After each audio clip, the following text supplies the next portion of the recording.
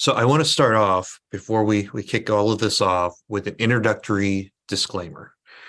So I'm going to share you a lot of experiences, and these experiences are going to show and provide a method how I would frame or how I would tackle an issue.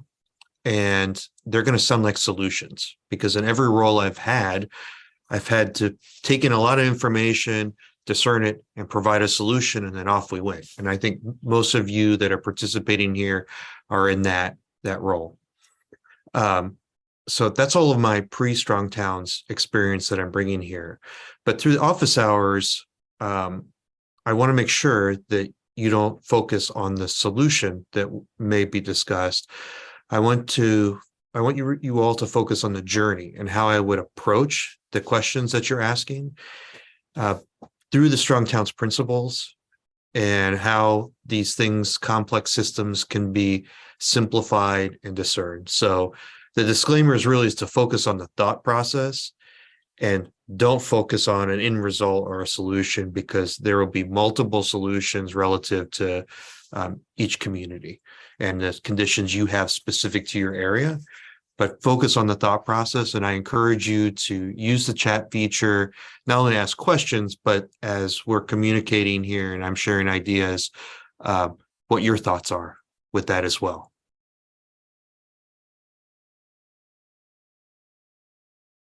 What I would definitely do is I would direct folks to the transparent local accounting that we have as one of our campaigns here at Strong Towns. And there's some key principles there that I think we overlook. The first one is that you can't fix what you can't see. And I think what we're finding in these areas is we don't know how bad things really are. I talk to a lot of communities and say, oh no, we're able to pay our bills. But in fact, when you look at what the liabilities are and you find out what the debt service is, we're doing some reporting here at Strong Towns currently on a couple of communities that over 50% of their revenue is going to debt service. That's pretty stark. So really, when you are looking at these things, the first piece to it is that you've really got to look at the accounting in a way that makes sense.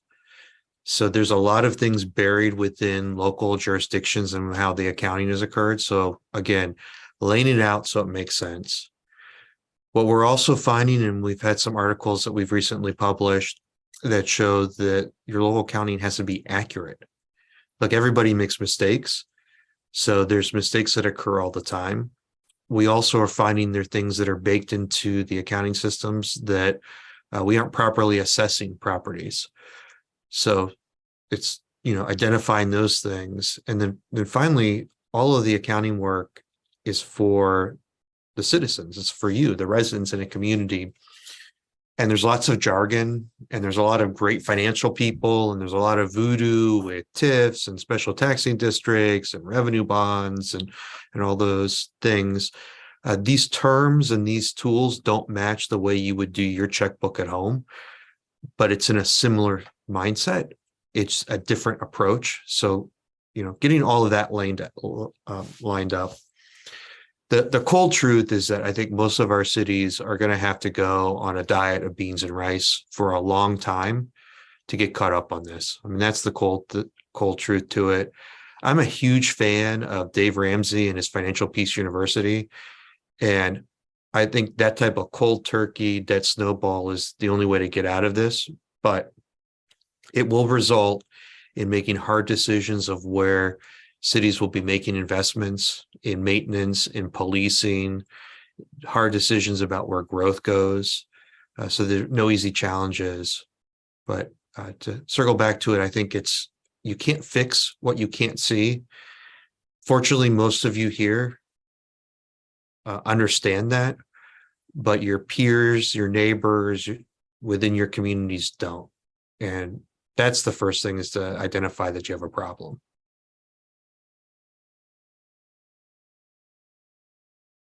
Big, heavy trucks can cause lots of damage. Mm-hmm. The best example let me just talk about traffic. So traffic within communities is actually subdivided into 3 different types of traffic. There's local traffic, That's the people within a community driving around from their house to work. You're not actually leaving the municipality. There's destination traffic. So these are folks that are driving into the good restaurant or to the Walmart, uh, to the park. They're coming from outside the community into a specific destination and out. And then there's through trips. So these are the folks that have no interest in being in your community. They're just driving through. And unfortunately, the state highway system and federal highway system has prioritized all of those through trips. I was introduced to a project in Bird Rock, California, where their main street had all the truck traffic. And it was the 4 or 5 lane type roadway through town. And what would happen is the things that are nasty about trucks on main streets, it's noise and stopping. So the faster they go, the noisier they get. The faster they go, the harder they stop, which results in pavement degradation, and the air brakes, and then when they from a stop to start, all the pollution pumps out. So in Bird Rock, California, they looked at how that traffic would move through town. So that, again, truck traffic, and they opted for a series of roundabouts and a road diet. So what they did is they went to town and said, there's no way we're going to bypass trucks out of town. There's nowhere to go for that. They're going to come through town. But how can we get the things that are bad, speed and stopping, out of the equation? So by designing a roundabout system in Bird Rock, there are no traffic lights. So the constant traffic through town is somewhere like 15 to 17 miles per hour, regardless of a vehicle. When they modeled the trucks going through, that speed didn't require them to stop, and they could actually get through town faster than like the previously posted speed limits to 25 and 35 miles an hour, because all the time was lost when they had to stop at a traffic light in town. And what I found compelling with this approach of making the context appropriate for the place, the trucks began to behave like cars. And then where it was a dead main street, all of a sudden there were activities. So when we look at how you deal with those large transport trucks, you need to look at the behaviors of how they interact within a community. They're a guest, just like every other car in a community, that you tailor the community to the result that you want. So you tailor the roadway for the result that you want. And in Bird Rock, by getting lower speeds, and at a roundabout, the trucks could essentially roll through because they would only have to stop for pedestrians and a few cross strips. That lower speed, they were at a lower gear, it made less noise. They weren't using air brakes. They weren't charging up the vehicles to get through town. And it became, now it's seamless. And when you look at it, it's probably one of the most beautiful little main streets that's been populated with outdoor dining and people walking up and down the roads. So how would I deal with it? I would make sure that the design for the roadway is what you want the end result to be. And then from that, you figure out the engineering component. And in that case, it was roundabouts and constant speed.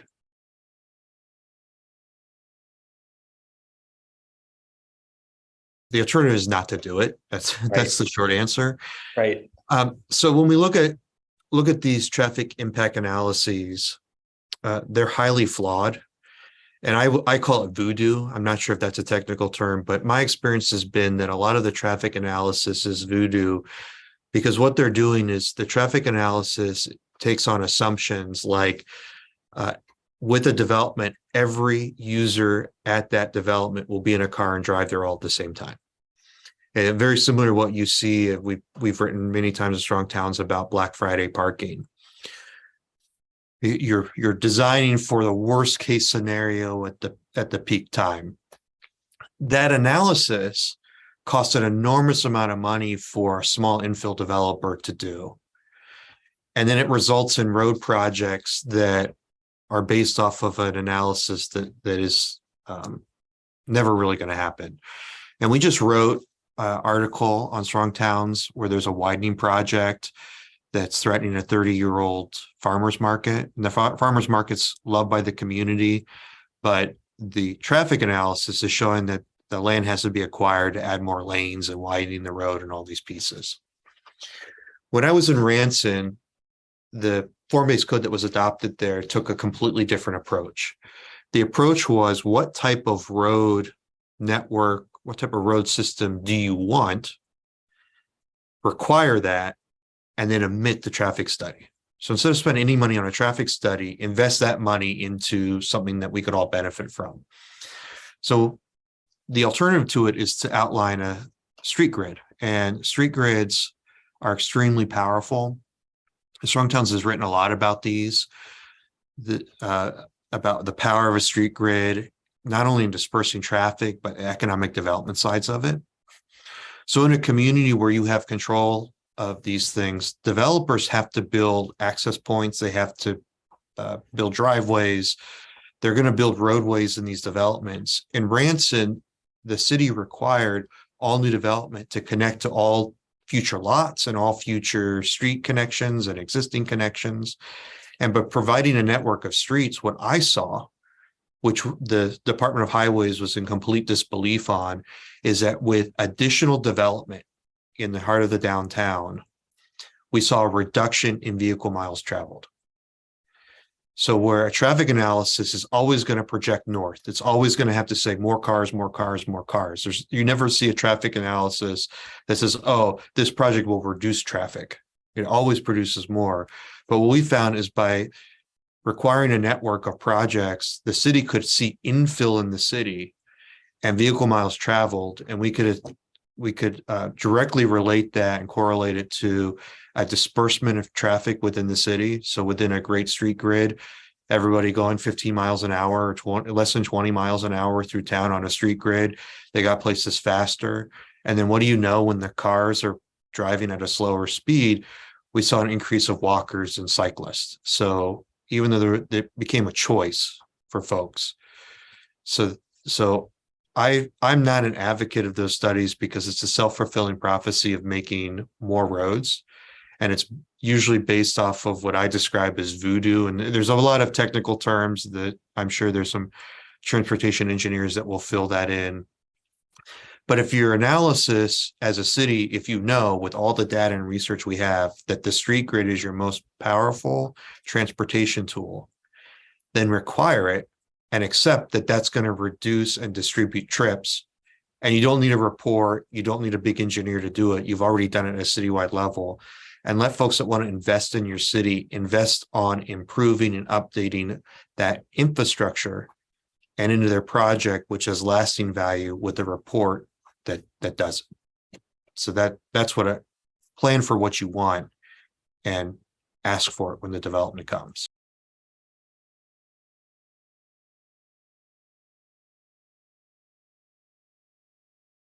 If I step back, the traditional pattern of development is, doing an incremental building, and Chuck has described this with his example in Brainerd. You start with the little beds, the wooden shacks with little infrastructure there. If they're successful, you invest in a better building, and once you get to your year two of a better building, you invest in better roadways and water and sewer, and you build up on that wealth.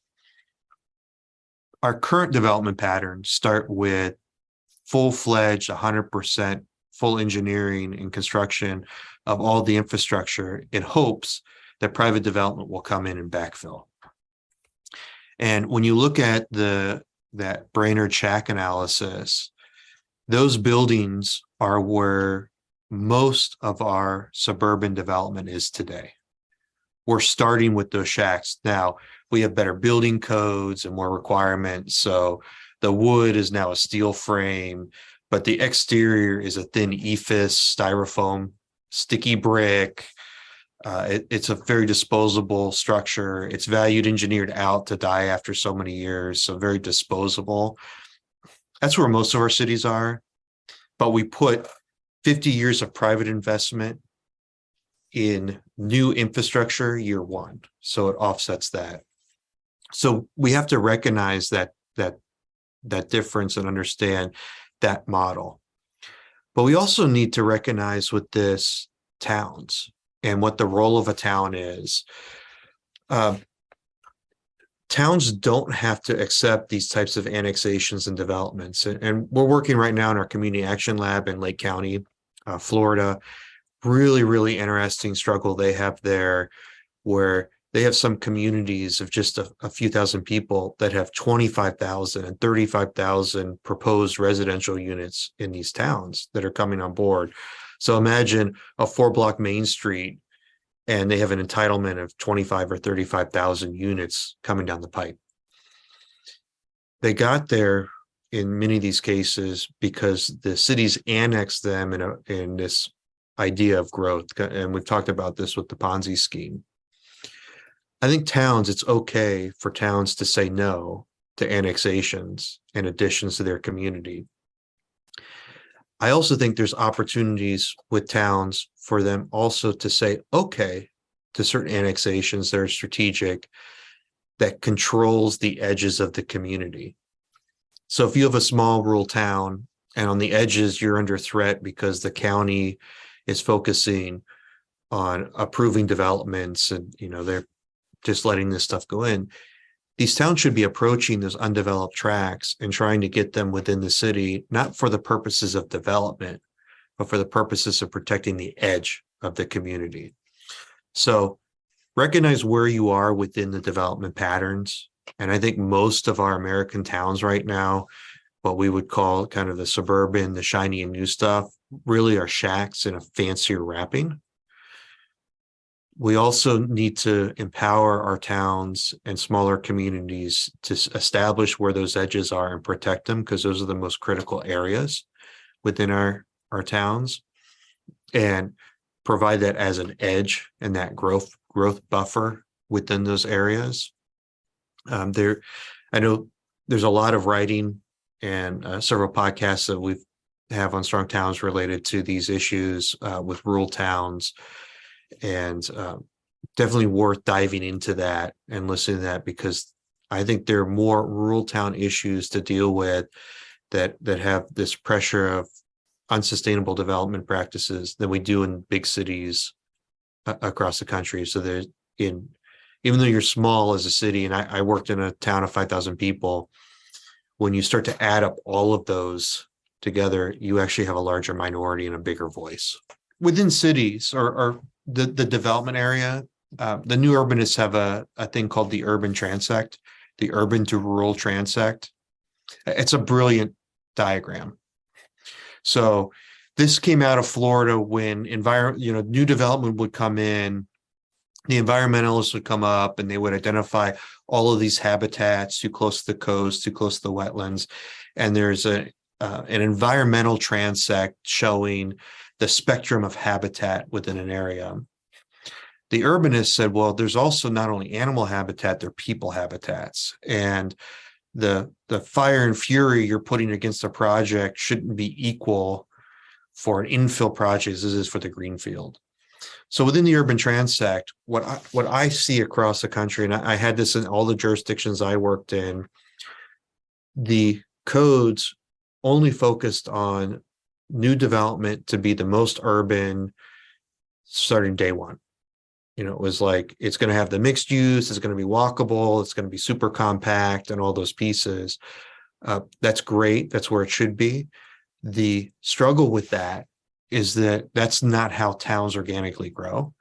Right. So yeah, there may be places that there is going to be rural development with rural services, rural character. These are not the roads that get maintained by a municipality. They're probably dirt roads. They're well and sewer, but it's been planned at some point they can thicken up and develop over time. And there's some research with this that Steve Mouzon's written on. He describes it the SKY method. He was doing some work in the Florida Panhandle. That's kind of interesting. Let's build places kind of organically that can grow up. So, somebody can have their farm that could eventually be a little town. So I would think about that too. We want to target infill. We don't want to target new infrastructure and liabilities, but there is a traditional growth pattern that can occur that is incremental in how that gets built. in a new place that is self-sustaining. And what that self-sustaining thing is, it depends on the region and location. But it's not building houses out in the desert with green lawns. There's a nuance. Right.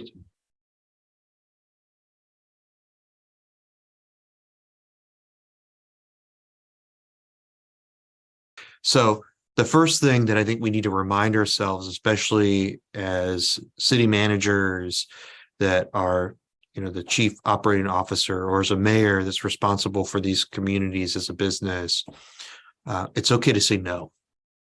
And I think we forget that in a lot of times. So there's different places to stick that no in. So I just want to lay that out. There's a lot of power in that process. How you structure that no is really where the art of this comes together.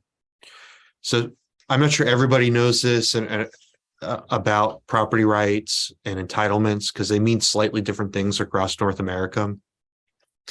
But the basics of it is that this is a framework that a property owner has, where they've been told or they've been authorized either through zoning or master planning that they're entitled to construct so many units on a piece of property.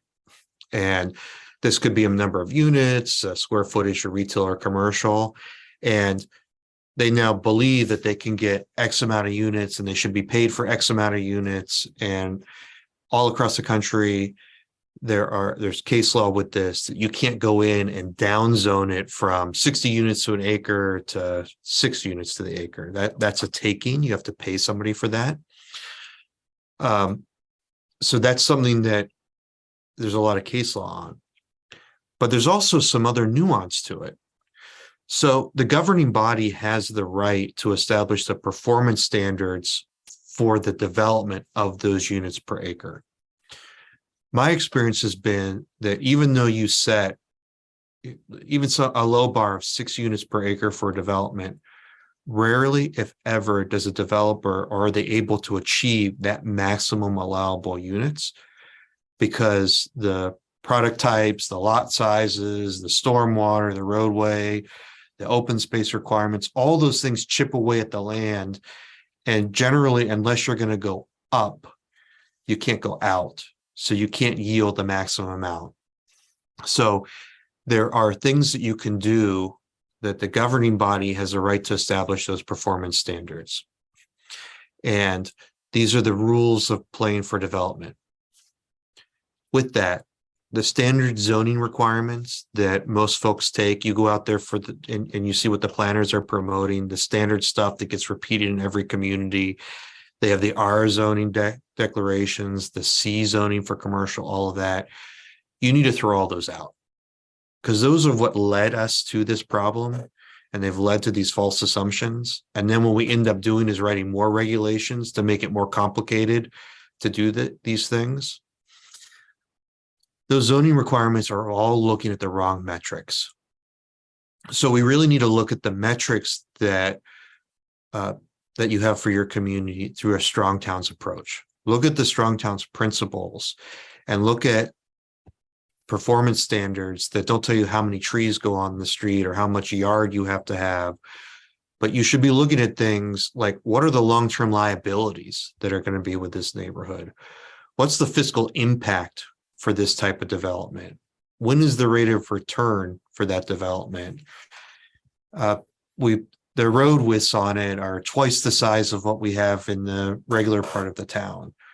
What is that cost going to be? Those are the things that you dive in and you calibrate specific for a community. So you make sure that what is being built is equivalent to what previous development occurred within those areas. And you need to have different performance standards to yield the result you want. The other thing, and we talk about a lot, in whether government should make a profit, which it should. Let's just be straightforward with that. It can't be running for a loss. And that's how we're into some of these problems in these communities. Governments can assign levies, they can assign impact fees, permit fees. You can apply all of this to your development. So if we think about it in a really simple way, If my development is right next to the water treatment plant, it's the shortest distance for that service to be provided. It's the least amount of pumps, the least amount of pipes. A development that is 10 miles outside of town is 10 more miles of pipes and pumps. They should not be paying the same rate to one connect. And you wouldn't believe how many communities provide incentives by putting pipes in the ground for free or share the costs with the overall ratepayers equally throughout that. They need to pay more for that. And that rate also needs to be paid more, not only for the construction and connection and capacity, but also the long-term maintenance of that line. And that should not be shared equally across all the ratepayers. And there's lots of ways to do that. But outline the structures. If you outline the real cost of development, both to construct and to maintain, and what that development will return back, you can justify those expenses and you bake that in. And yes, if somebody wants to build 10 miles out of town with that type of development, they're going to have to show that that fiscal is a fiscally sound investment. And sort of by default, you're going to show that things closer to town are cheaper, things closer to town are easier to build, infill's easier to focus on. So you're, again, looking at those fee structures, you're not impacting the property rights. If they can figure out how to make it work at that density and property rights, then they just need to demonstrate that in a different context. And this is what Tony and I are doing with Chuck across the country right now with the community action labs. We're sharing these types of thinking. And I hope this year to have more of that to bring back to our membership about what we're seeing in other communities. I know we in Lake County, we went through this. It's the same rate to connect to sewer. This is what the elected officials are telling us. It's the same rate to connect to sewer, to pay for sewer, 25 miles from the plant, as it is from 1 mile to the plant. So the 1 mile folks are subsidizing the development patterns they don't want. And so we hope to dive into that and come back to those things. So to summarize, it's okay to say no. The polite ways to do that is to set standards for the results that you want. And I would throw out the conventional zoning and the colored maps and all those pieces and look at the performance standards that you have in your rights and authority of a municipality to do. And I would also look at what the true costs are and their communities. Fate, Texas has this development gets approved. There's a calculator they have that this development is going to have so much liability to the city fiscally as part of the decision-making process for those developments. That's what I would lay out as a piece. And I hope with some of our community action labs, we can test that this year with them so that people realize where this is and we can focus growth. So the places that need to thicken up and the suburban stuff, as that stuff is happening, or the things built outside of town that are single use, we can show it costs way more than you think for that. It's not apples to apples for the in-town or adjacent to town development.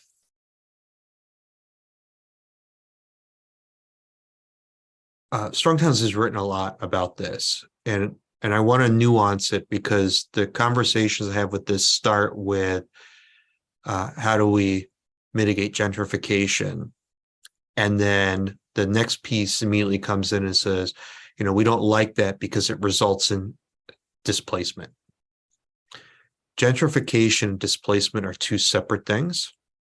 So I want to be clear on this, and I would just kind of want to rephrase how this might be and frame it, because I'm not sure that the concerns, at least in the experiences I've had in talking to folks, are really about gentrification. I think the concerns really are about displacement. And I would say displacement is far worse than gentrification. I mean, it's really nasty. And this is where Strong Towns, we've put a lot of focus on understanding this.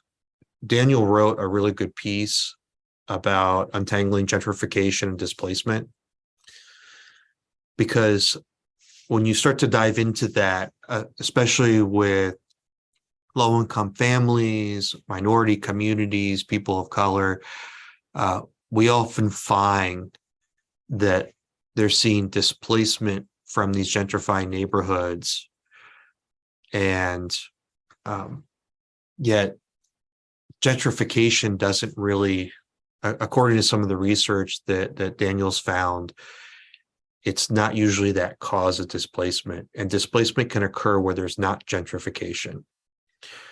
So the Strong Towns approach with this, it recognizes that neighborhoods should naturally change and evolve over time. They need to be allowed to do that. So we just want to be cautious when we talk about these issues, that we're not talking about freezing and locking stuff in. Change needs to occur. But we also need to allow for a slow and steady approach that allows for incremental investment and development so that little bets can occur.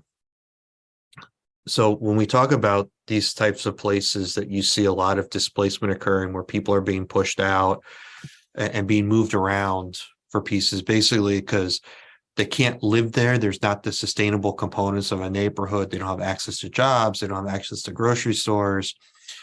Those are places that little bets need to occur, and where we probably, in a lot of communities, have overregulated it so that you can't have that. And I know Chuck has talked about this at times where, in some of these neighborhoods, let's let the little restaurant, the home kitchen turn into a restaurant dining occur, and give it 3 months without doing anything with it, and see if it sticks. Or if there's a commercial bay, what's the bare minimum that we can do or allow that people are safe, but it's not up to 100% building code with fire sprinklers and contractors building everything out, and architects' plans and things like that. What are the bare minimums we could do to help support that? Those are the things that I think, to prevent that displacement, to make it so people can live there. The other thing is that we shouldn't be afraid in allowing wealth to occur in these neighborhoods. Now, if we look at a lot of the work that Urban 3 does, and the mapping, the heat mapping, there's a lot that we have analysis of from them from Lafayette, Louisiana. And when you look at the most productive value per acre community or neighborhoods, they're actually what would be considered some of the poorest neighborhoods of the city. They're not the shiny subdivisions. They're not the places you go and take pictures of. They're pretty rough neighborhoods. In those neighborhoods, what we should be doing is supporting those communities, so that right now, where property values may be stagnant or values have dropped, allowing for reinvestment there and assisting to increase the value of the property. Not these crazy market stuff we're seeing now that's artificial, but how do we work in those communities so that you can stabilize value and start to occur wealth at a 1% or 2% increase over time? So it allows for this change and uptake. So there's some code pieces with that, allowing things to happen. There's management of those places, allow little bets to occur. The Broad Street example that is in Memphis, where the community, went out and did a Better Block project and painted a road diet and did a big street celebration on 2 blocks. Allow those things to happen and see what results. So again, a little bet with a big result. So these places, people they could stay there. They're not being displaced or forced out, which I think is really poor, because communities are important, and having that stability, I think, is very important to look at.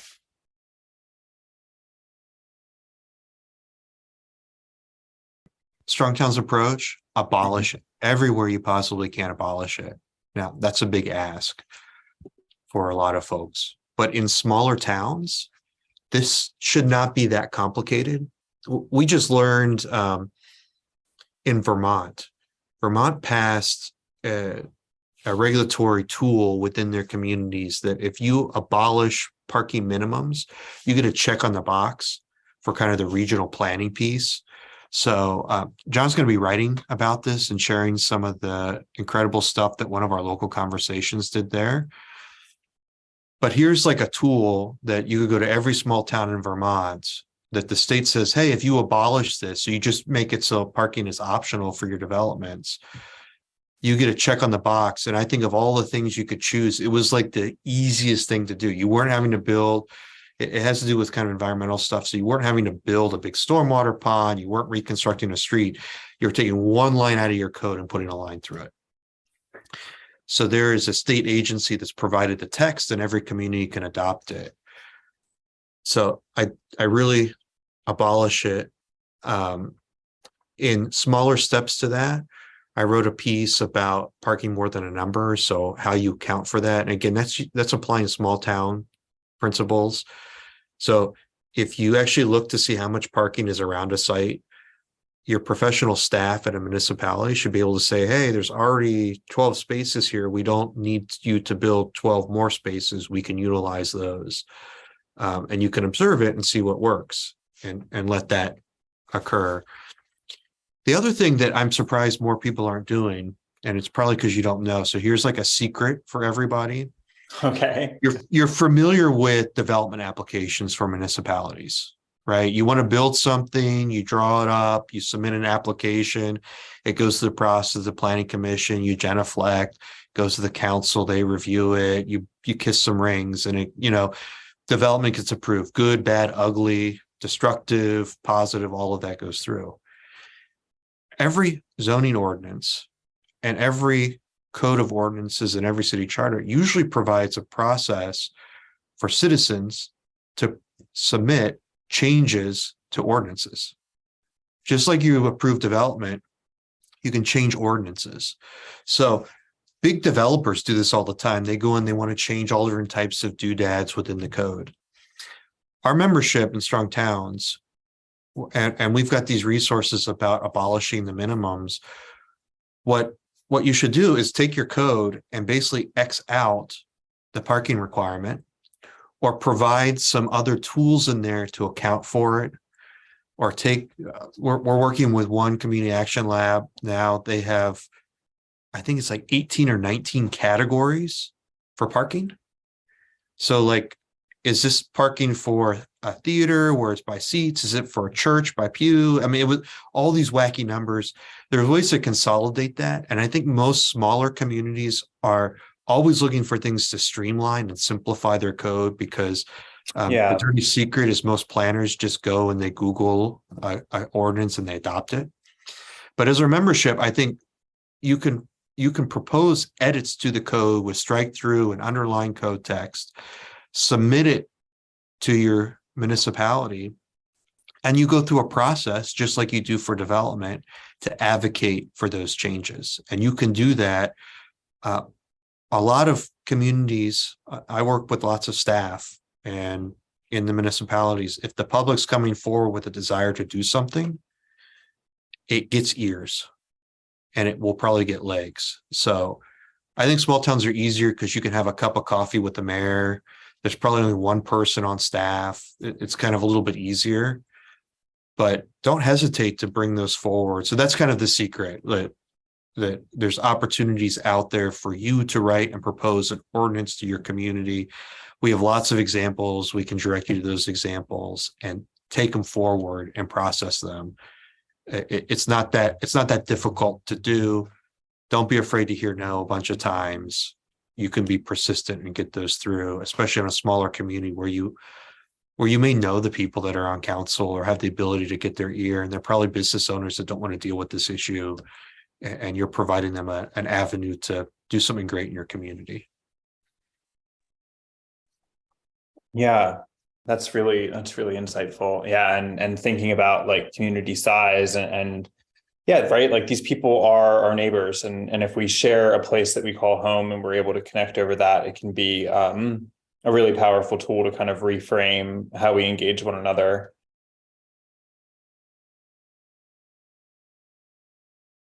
If you look at the state level, the subsidiary of government, there's always gray area within interpretations. And when I hear that, uh, Ian Lockwood, who's a brilliant transportation planner and great urbanist, he's over at Tool Design now, and I had the pleasure of working with him. We would come across that, and he summed it up that that's a technical brush off. So this is what would happen. We'd go in and it's, oh no, our hands are tied. The state said we can't do this or that. The thing is that you need to actually read what these statutes say. You need to look at the case law associated with it. And I assure you there's wiggle room with it. And you just spend an hour in your state legislature, in the gallery overlooking that, and you will see that there is lots of wiggle room in what's written on the books, especially with land planning and these development projects. So you just need to read it and become educated on it. And I'm always shocked at how many people stop at the first line or stop at what they were told by somebody else. So I would read that, interpret it. There is, if you actually are stuck on it, and Strong Towns is working with Urban 3 right now in Utah with the municipal league. So every state, they either have a municipal league or league of cities that is an advocacy group at a state level dealing with the state legislature, representing all the cities. And in Utah, their membership, I think there are 300 cities in Utah that are part of their membership. And when you look at the list, you don't get over 1,000 people in the city until you get to like city 220. So you have 220 cities under 1,000 people incorporated in Utah. And the league out there is doing a great job of advocating at the state level to undo some of these things that have tied the hands of these communities. So I always look for the gray area because that's the easy route. I always look at reading exactly what those ordinances are. And then if it's really dumb, and we know a lot of this is, or it's poorly written, Right. Yeah. there's a process to get that changed. And there's advocates you have out there to do that. And trust me, the community I was in, Ranson, we were able to get lots of legislation through at the state level. It was painful. It's tough. It's not easy work, but there are allies you have out there that enjoy doing that, and that's what they do all the time. And don't let that be a hindrance. Just because it's written down doesn't mean, all of these regulations, all these ordinances, they're living documents, and you need to, it's not the Bill of Rights, it's not the Constitution. These are our management tools, and they may need to be updated. But yeah, find the gray area. If that doesn't work, get the law changed.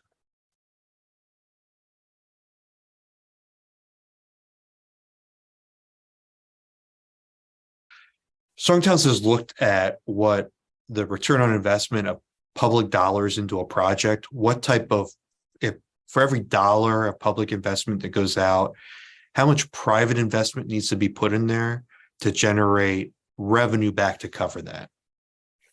The number that we have found across the country that holds pretty true is for every dollar of public investment, you need $40 of private investment. So if I do the math, I take the $160 million project, I times that times 40. I think I probably get this wrong, but that would mean that there's going to be $6.4 billion worth of investment coming in. So if your town is getting like 2 World Trade Centers out of that, or a whole new downtown, and that's going to do the tax base, that just that revenue will fund the bond and pay for it. I doubt that return you're getting $160 million. It's probably for a project or a problem that's been pushed under the rug for a whole bunch of different reasons. So I get asked the question all the time, how do I stop stuff? And I get asked all the time, how do I push stuff? What you need to do is you need to look at the process. So the good thing is on a local government level, their process is public. It involves public participation, and you just need to know where those pieces are at. So you need to get your elevator speech. Norm's got this great Toastmaster program that he's doing for all the members of Strong Towns. So you can practice that pitch. But identify when you have a project you don't want or a project you do want, understand the process, know where you need to show up and know who the decision makers are. And you need to share your opinion, good, bad, indifferent on that. And then you need to come back with these types of things and just show the numbers of it. And there's a very polite way to do it. I'm in my column tomorrow. I'm going to talk a little bit about that on some of those tools, but that's what I would look at. Numbers are pretty safe because numbers don't lie. They're not personal. You can't put negative adjectives in front of it. It's either 2 + 2 = 4. It's very straightforward. So you can look at that.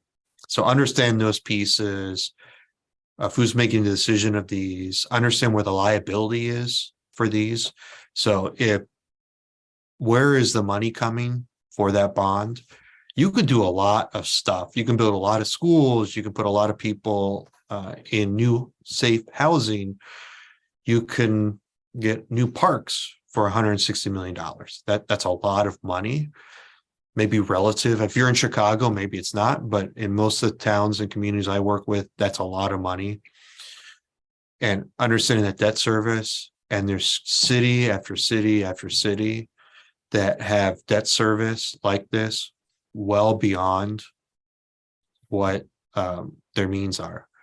So if you're paying more out in debt service, meaning the interest payments on the bond you have out than what you're collecting in revenue, or more in bond debt service out than what you're paying your police department, those are things that at a higher level need to be talked about to do that. The sad thing with this is that these things usually by the time it gets to this, so hey, I'm aware of it, how do I stop it? It's gone through the first 6 stages of this. So it's really important to get involved, but just stick with the math, talk to the folks that actually have the decision-making process on it. And every time there's public comment, work with Norm and the Toastmasters and other members of Strong Towns to get that speech down so that you can be clear and concise in your 2 to 3 minutes in a public hearing to share this in a way that's positive and why it's not a good project. So people feel good when you leave the microphone. They just don't feel you're the squeaky wheel. But yeah, that you have to kind of hack the system on that and get engaged.